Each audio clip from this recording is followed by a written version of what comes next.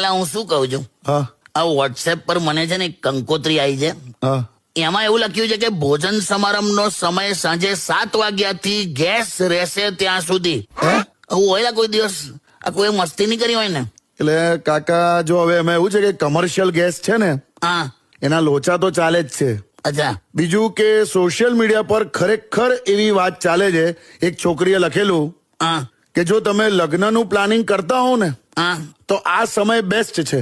અચ્છા. 50 લોકોને બોલાવો અને બધાને કહો કે એક કેટરર ઓર્ડર લેવા તૈયાર નહીં એલપીજી ના શોર્ટેજ ના લીધે. એમ? આ રીતે કે પૈસા બચાવો અને એ પૈસાથી ઇન્ટરનેશનલ ટ્રીપમાં નીકળી જજો કે અલા સિચ્યુએશન નો કે સદુપયોગ કરો કે.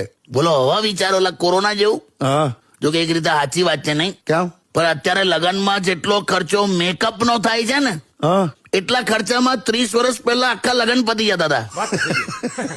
છોડ ચૂલામાં ગયું બધું. તે હવે બધું ચૂલામાં જ જશે. હાલ નહીં તો